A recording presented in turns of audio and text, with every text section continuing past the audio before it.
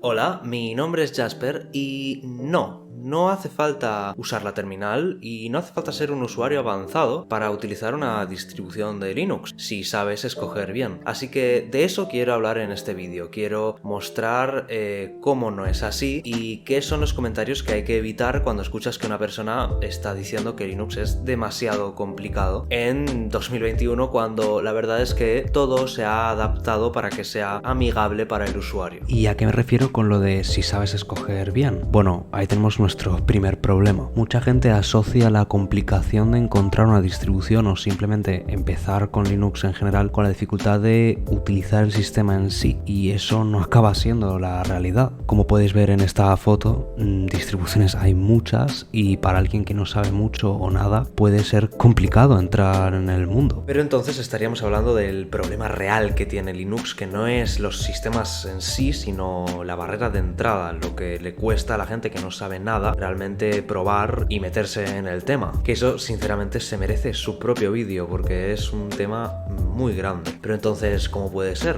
Me han dicho que Linux era para técnicos, para gente que sabía de ordenadores. ¿Cómo puede ser que no sea así? Bueno, la realidad es que ha pasado mucho tiempo y los desarrolladores y la comunidad encargada de realmente hacer estas cosas ha hecho la vida mucho más fácil para gente nueva y gente que no sabe mucho del tema. Han construido escritorios amigables, han hecho aplicaciones fáciles de usar con botones fáciles de entender. Realmente han arreglado la mitad del problema, pero desafortunadamente todavía nos queda el 50% y ni siquiera podemos arreglarlo nosotros. Depende de las enormes empresas vendiendo dispositivos sin ofrecer la habilidad de preinstalar Linux de alguna manera o simplemente que te venga ya puesto. Eso no significa que no existan iniciativas, tenemos bastantes. De hecho, Valve ha sacado la Steam Deck, o bueno, va a sacarla estos meses, que es simplemente una consola portable y tiene preinstalado Linux. O Slimbook, que vende portátiles con la opción de preinstalar Linux, o bueno, por defecto con Linux preinstalado, y después puedes escoger poner cualquier otra cosa. Si quieres pagar por Windows, puedes hacerlo. No creo que lo quieras hacer si compras uno de estos portátiles, pero puedes.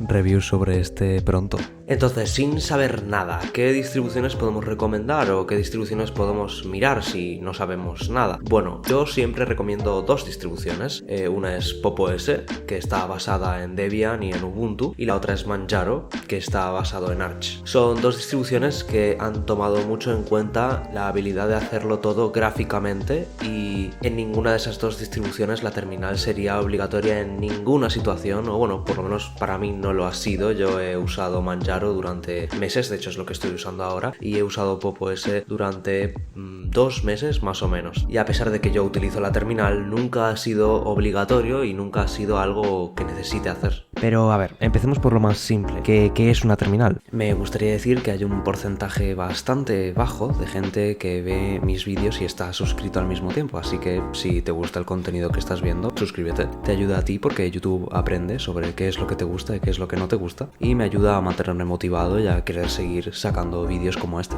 La terminal es una interfaz donde tú escribes comandos que se interpretan por una cosa llamada shell. En esencia, saltándose lo técnico, lo que puedes hacer es controlar tu equipo directamente sin ninguna ayuda visual. Esto es algo que para servidores es prácticamente esencial, pero que para ordenadores de sobremesa o portátiles no debería. Y el problema es que la terminal es tan potente que técnicos y gente más avanzada la utiliza sin ni siquiera pensarlo, lo que hace que mucha gente piense que esta es necesaria para algo cuando no es así. Bueno, entonces si en distribuciones como PopOS o Manjaro no hace falta la terminal, ¿por qué está incluida o por qué aparece aquí abajo por defecto? Bueno, pues la terminal es una manera muy rápida y muy fácil de arreglar problemas que podrías tener en cualquier sistema operativo, pero que en Linux son fáciles de arreglar. Hay muchos problemas comunes que están muy documentados en internet y que gente que sabe del tema te ofrece comandos y cosas que simplemente tienes que venir aquí y pegar. Poder hacer eso es lo que diferencia el tener que reinstalar el sistema a no tener que hacerlo, algo que en Windows, por ejemplo, no puedes evitar. En otro sistema, como por ejemplo Windows, es muy posible que tengas un problema que ni siquiera es tan poco común y no hay ninguna manera de arreglarlo. O bueno, aparentemente no es muy fácil de encontrar en internet y acabas teniendo que reinstalar todo tu sistema. En Linux es distinto porque normalmente la mayoría de problemas están a un comando de ser resueltos.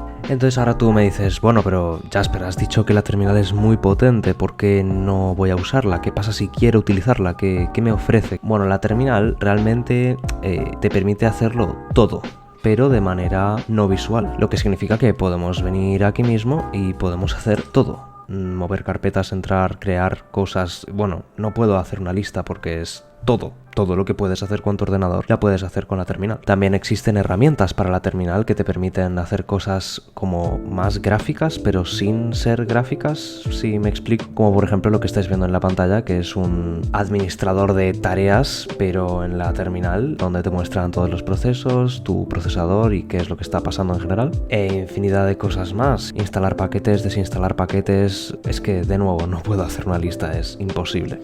Hace un poco de frío.